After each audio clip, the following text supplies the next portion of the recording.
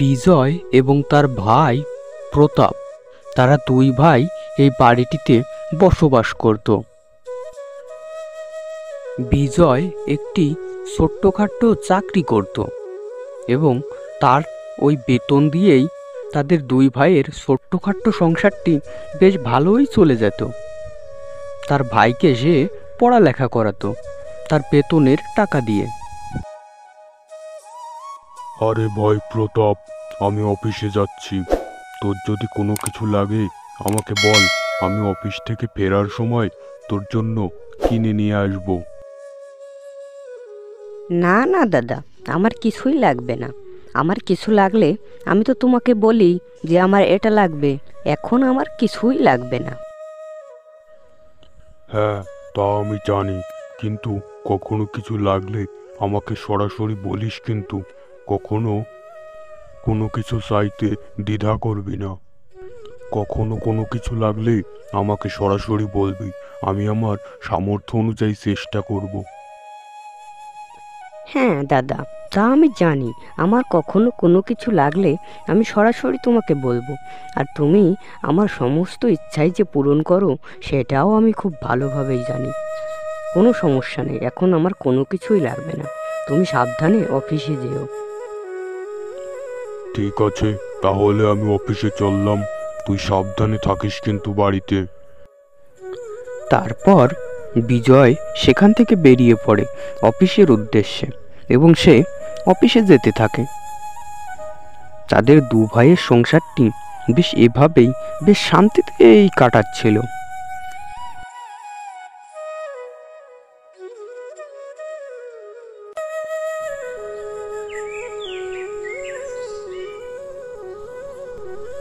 কিন্তু হঠাৎ পরদিন সকালবেলা তাদের বাড়িতে তাদের বাড়িওয়ালা এসে হাজির হয় এবং তার ভাড়ার টাকা চায়। এই যে বিজয়, তোমাদের এ মাসের বাড়ি ভাড়ার টাকাটা যে একটু আগে আগেই দিতে হবে, আর আজই দিতে হবে। আমার এখনই টাকার প্রয়োজন। এ কি কথা বলছেন আপনি? আপনি জানেন যে আমি একটি ছোট্ট চাকরি করে আমি এবং আমার ভাইয়ের পড়ালেখার খরচ সহ দুইজন কোনো মতে আমাদের সংসারটি চালাই। তাছাড়াও এখন মাসের শেষের দিকে এই মুহূর্তে আপনার বাসা ভাড়ার টাকাগুলো আমি কি করে দেব? আর আমি তো আপনার ভাড়ার টাকাটা কখনোই বাকি রাখি না। প্রত্যেক মাসের টাকাই প্রত্যেক মাসেই দিয়ে দিই, কিন্তু এই মুহূর্তে যে আমার পক্ষে টাকা দেওয়া সম্ভব নয়। দেখো, এত কথা শুনতে চাই না আমি আমার ভাড়ার টাকা আজই চেয়েছি, তো আজই তোমাকে আমার এই বাসা ভাড়ার টাকাটি দিতে হবে। এটাই আমার শেষ কথা। এটা কোন ধরনের ব্যবহার? আমরা কি আপনার বাসা ভাড়ার টাকাটি কখনো বকেয়া রেখেছি? আমরা তো আপনার বাসার ভাড়ার টাকা সবসময় সময় মতোই দিয়ে এসেছি। কিন্তু এখন তো আপনি আমাদের উপর অত্যাচার করছেন, রীতিমতো জোর জুলুম চালাচ্ছেন। এরকম তো ঠিক না। কি? আমি জোর জুলুম চালাচ্ছি? আর কোনটা ঠিক কাজ কোনটা ভুল কাজ সেটা তুই আমাকে শেখাবি? তোরা কালকের মধ্যেই আমার বাসা ছেড়ে অন্য কোথাও চলে যাবি। আমার এই বাসাটি আর তোদের কাছে আমি ভাড়াই দেব না। হ্যাঁ হ্যাঁ, চলে যাব। আপনার এই বাসায় আর আমরা থাকবও না। আপনার যে ব্যবহার, এরকম একটা বাজে লোকের বাড়িতে আমরা আর থাকবও না। তখন ওই বাড়িওয়ালা রেগে মেগে ওই বাড়ি থেকে বেরিয়ে যায়। আরে ভাই, এটা তুই কি করলি? রেগে মেগে বাড়িওয়ালার সঙ্গে তর্ক করে ওনার বাড়িটা ছেড়ে দিতে বললি। উনিও তো রেগে মেগে বাড়িটা আমাদের ছেড়ে দিতে বললো। এখন আমাদের কি হবে আর কোথায় বা যাব? চিন্তা করো না দাদা, আমি আমার এক বন্ধুর সঙ্গে কথা বলেছি। তার জানাশুনো একটা বাড়ি আছে, আমরা ওখানেই যাব। ও, তাহলে তো ভালোই হলো। তাহলে কাল সকালেই আমরা ওই বাড়িতে গিয়ে উঠব। না না, কাল সকালে নয়, আজই আমরা ওই বাড়িতে গিয়ে উঠব, এবং এখনই। আচ্ছা ঠিক আছে, তুই যা ভালো মনে করিস। তারপর তারা দুই ভাই প্রতাপের বন্ধুর দেওয়া সেই বাড়িটিতে যায়।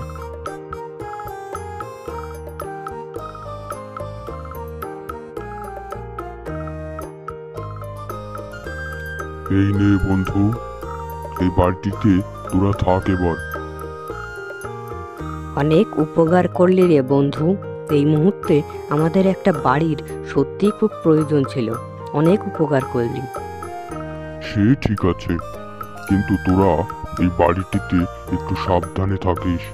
এর আগেও অনেকেই এই বাড়িটিতে থাকার জন্য এসেছিল, কিন্তু কিছুদিন কাটানোর পরই অনেকেই এই বাড়িটি ছেড়ে দিয়ে চলে গিয়েছে। কেউই এখানে দীর্ঘদিন থাকতে পারেনি। তার কারণটা অবশ্য কেউ জানে না, কেউ বলেও যায়নি। তাই বলছি একটু সাবধানে থাকিস। সে তুই চিন্তা করিস না, আমরা ঠিক সাবধানে থাকবো, কোনো সমস্যা নেই। তারপর প্রতাপের বন্ধুটি সেখান থেকে চলে যায়।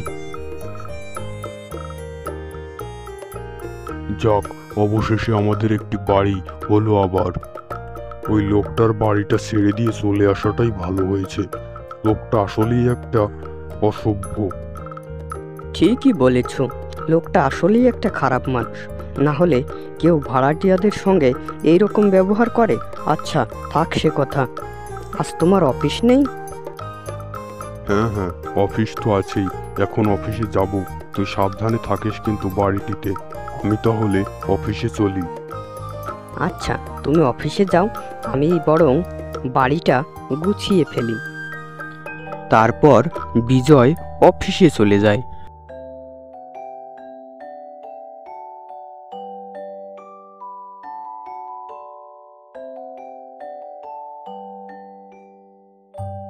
এবং প্রতাপ তার ওই নতুন বাড়িটা চারপাশ ভালো করে ঘুরে ঘুরে দেখতে থাকে।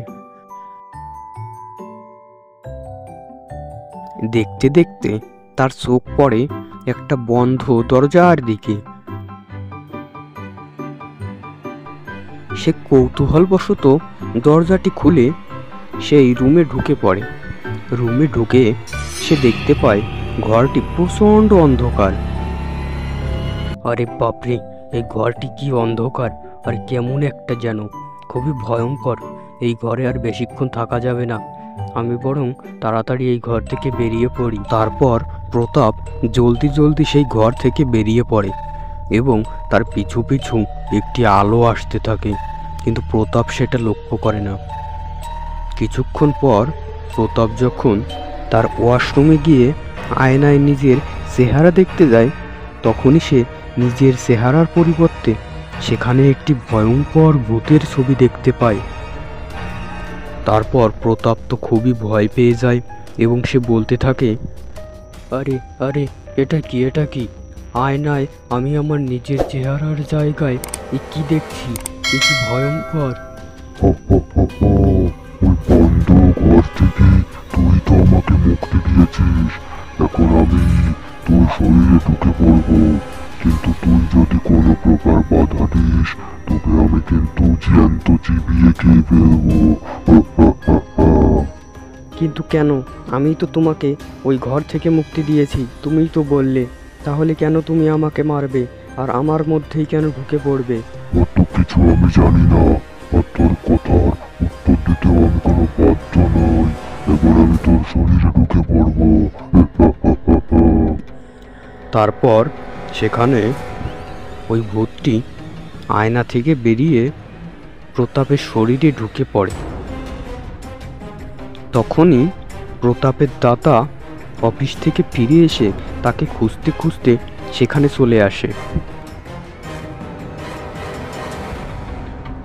আরে প্রতাপ, তুই এখানে কি করছিস? আমি অফিস থেকে ফিরে এসেছি, চল দুইজন একসাথে খাবার খাবো। আমি প্রতাপ নই, আমি একটি ভূত। আমি এখন তোর ঘাড় মোটকাবো। এ কি প্রতাপ, তোর কি হয়ে গেল? তুই এরকম কথা বলছিস কেন? এই কি, তোর কি হয়ে গেল? এই তখনই ওই ভূতটি বিজয়কে ধরতে যায় এবং বিজয় তখনই সেখান থেকে দৌড় লাগায়। এবং ভূতটিও তার পিছু পিছু দৌড়াতে থাকে।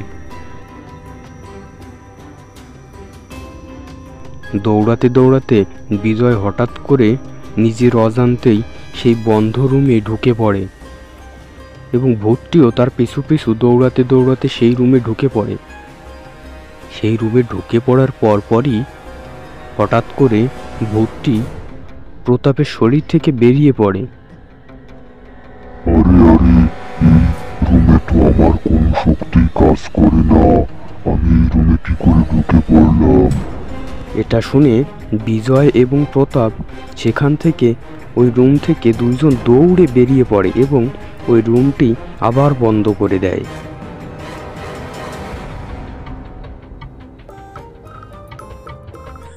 তারপর থেকে তাদের ওই বাড়িটিতে আর কোনো সমস্যা হয় না।